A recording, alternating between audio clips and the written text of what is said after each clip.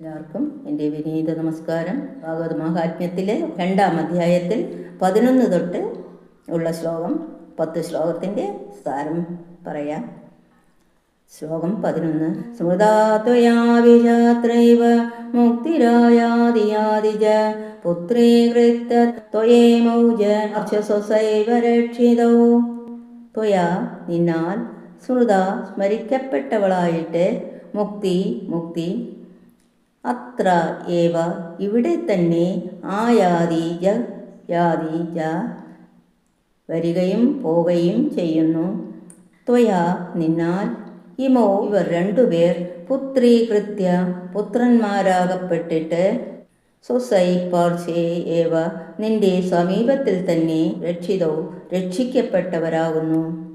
ഭഗവതിയിൽ സ്മരിക്കപ്പെടുന്ന സമയം മുക്തി ഭൂലോകത്തിൽ വരികയും പോവുകയും ചെയ്യുന്നു. ഇവർ രണ്ടുപേരെ പുത്രന്മാരായി കരുതിയിട്ട് ഭഗവതി സമീപത്തിൽ തന്നെ ഇരുത്തി രക്ഷിക്കുകയും ചെയ്യുന്നു. ശ്ലോകം 12. ഉപേക്ഷാദ കലോ മന്ദോ വൃദ്ധോ ജാതോ സുതോ തവ തഥാവി ചിന്താമുഞ്ച ത്വംവായം ചിന്തയാമ്യഹം. കലോ കലിയിൽ, ഉപേക്ഷാദ ഉപേക്ഷ ഹേതുവായിട്ട്, തവാ സുതോ നിന്റെ പുത്രന്മാർ രണ്ടുപേരും, മന്ദോ ആലസ്യം ബാധിച്ചവരും, വൃദ്ധരും വാർദ്ധക്യം പ്രാപിച്ചവരുമായിട്ട്, ജാതോ ജാതന്മാരായി, തഥാവി എങ്കിലും, ത്വാം ചിന്താമുഞ്ച നീ വിചാരത്തെ ഉപേക്ഷിച്ചാലും, ഉപായം മാർഗത്തെ, അഹം ചിന്തയാമി ഞാൻ ആലോചിക്കുന്നുണ്ട്. കലികാല പ്രഭാവം നിമിത്തം ജ്ഞാനവൈരാഗ്യങ്ങളായ നിന്റെ പുത്രന്മാരുടെ പേരിൽ ശ്രദ്ധയില്ലായ്മ മൂലം അവർ രണ്ടുപേരും മന്ദന്മാരും വൃദ്ധന്മാരുമായി ഭവിച്ചിരിക്കുന്നു. എങ്കിലും അതിനെക്കുറിച്ച് ഭഗവതി പരിതപിക്കേണ്ട. അവരെ സ്വസ്ഥന്മാരാക്കുവാനായി ഉപകരിക്കുന്ന സുഖോപവായത്തെ ഞാൻ ആലോചിക്കുന്നുണ്ട്. ശ്ലോകം 13. കലിനാ സദൃശഗോവീ യുഗോ നാസ്തി വരാനനെ തസ്മിൻ സ്ഥാപയിഷ്യാമി ഗേഹേ ഗേഹേ ജനേ ജനേ. ഹേ സുന്ദരി, കലിയോട് തുല്യമായിട്ടുള്ള യുഗം മറ്റൊന്നുമില്ല. ആ യുഗത്തിൽ നിന്നെ വീടുതോറും ജനംതോറും ഞാൻ വസിപ്പിച്ചു കൊള്ളാം. ശ്ലോകം 14. അന്യധർമാസിരസ്കൃത്യ പുരസ്കൃത്യ മഹോത്സവാൻ തദാ നാഹം ഹരേർദാസോ ലോകേ ത്വാം ന പ്രവർത്തയേ. ഏതുവിധം സ്ഥാപിക്കുമെന്നും പറയാം. വർണ്ണാശ്രമാദി വിഹിതങ്ങളായ ശൗചം, സ്നാനം, സന്ധ്യാവന്ദനം, അഗ്നിഹോത്രം, യജ്ഞം, ദാനം മുതലായ ധർമ്മങ്ങളെയെല്ലാം തിരസ്കരിച്ചും, ഹരിമന്ദിരങ്ങളെ മാർജനം ചെയ്യുക, ലേപനം ചെയ്യുക, അലങ്കരിക്കുക, ഗീത നൃത്യാദികളെ കൊണ്ട് ആനന്ദിപ്പിക്കുക എന്നീ മഹോത്സവങ്ങളെ പുരസ്കരിപ്പിക്കുകയും ചെയ്തുകൊണ്ട് ഭഗവതിയെ ഗൃഹന്തോറും ജനന്തോറും ഞാൻ വസിപ്പിച്ചു കൊള്ളാം. ഈ വിധം ലോകത്തിൽ ഞാൻ ഭഗവതിയെ പ്രചരിപ്പിച്ചിട്ട് ഇല്ലെന്ന് വരികിൽ അന്നു മുതൽ ഞാൻ ഹരിദാസനല്ല എന്ന് പ്രതിജ്ഞയും ചെയ്യുന്നു. ശ്ലോകം 15. ത്വദന്യദാസയേ ജീവ ഭവിഷ്യന്തി കലാവിഹ പാവിനോ ഗമിഷ്യന്തി നിർഭയാ കൃഷ്ണമന്ദിരം.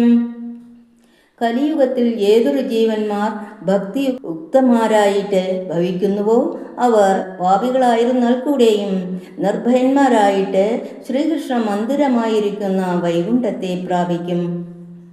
ശ്ലോകം 16. യേഷാചിത്തേ വസേദ്ഭക്തി സർവദാ പ്രേമരൂപിണി നദേ പശ്യന്തി കീനാശം സ്വപ്നേപ്യമലമൂർത്തയ. യേഷാം ചിത്തേ ഏതൊരുത്തരുടെ ചിത്തത്തിൽ പ്രേമരൂപിണി ഭക്തി, പ്രേമസ്വരൂപത്തോടുകൂടിയ ഭക്തി സർവദാ വസേ എപ്പോഴും വസിക്കുമോ, അമലമൂർത്തയത്തെ നിർമ്മല സ്വരൂപന്മാരായ അവർ, സ്വപ്നേ അഭി സ്വപ്നത്തിൽ പോലും, കീനാശം യമനെ നീ ന പശ്യന്തി കാണുകയില്ല. ഈശ്വരനെ സ്മരിക്കുമ്പോൾ ആനന്ദ നിമിത്തം കണ്ണിൽ ജലം നിറയുക, ഹൃദയം ദ്രവിക്കുക, വാക്കുകൾ പുറപ്പെടുക എന്നീ ലക്ഷണങ്ങളോടുകൂടിയ പ്രേമസ്വരൂപിണിയായ ഭക്തി യാതൊരുത്തരുടെ ഹൃദയത്തിൽ എപ്പോഴും ഉണ്ടായിരിക്കുമോ അവരുടെ അന്ധഃകരണം പരിശുദ്ധമായിരിക്കുകയാൽ സ്ഥൂലദേഹവും പരിശുദ്ധമായി തന്നെയിരിക്കും. അവർ സ്വപ്നാവസ്ഥയിൽ പോലും യമനെ കാണുകയില്ല. അവർക്കുള്ള സ്ഥാനം വൈകുണ്ഠമാണെന്ന് സാരം. ശ്ലോകം 17.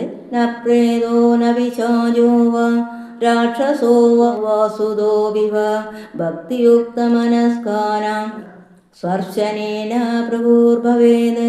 ഭക്തിയുക്തമനസ്കാനാം ഭക്തിയുള്ള മനസ്സോടുകൂടിയവരുടെ സ്പർശനത്തിൽ പ്രഭു ന ഭവേത് സമർത്ഥനായി ഭവിക്കുകയില്ല. ആരുടെ മനസ്സിൽ ഭക്തി ഉച്ചരിക്കുന്നുവോ അവരെ സ്പർശിക്കുവാൻ പോലും പ്രേതം, പിശാച്, രാക്ഷസൻ, അസുരൻ എന്നിവർക്കാർക്കും തന്നെ സാമർഥ്യവുമില്ല.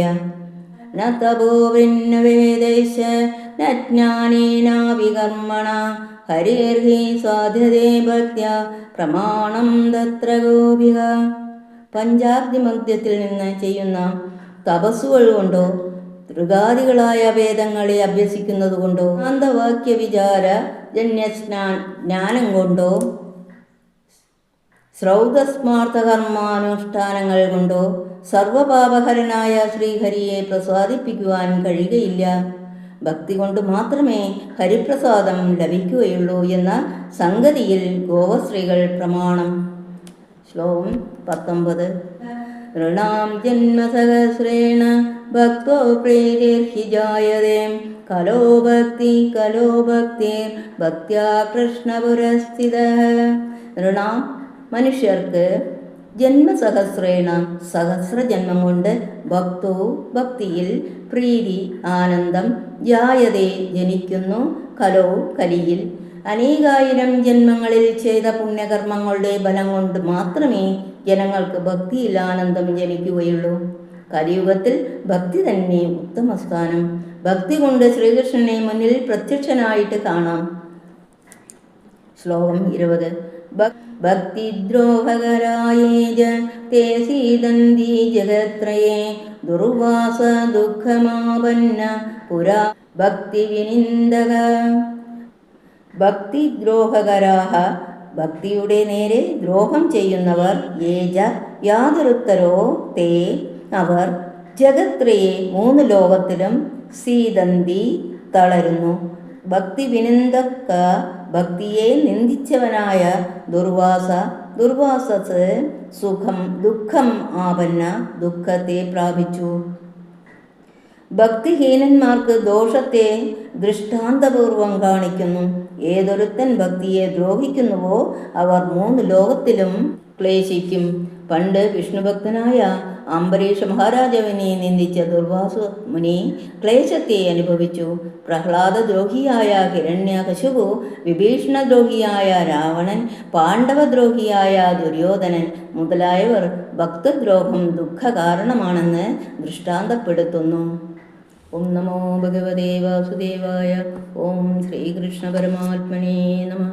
തവ പാദാരവിന്ദം ശരണാഗതം വാസുദേവം ജഗത്സർവം.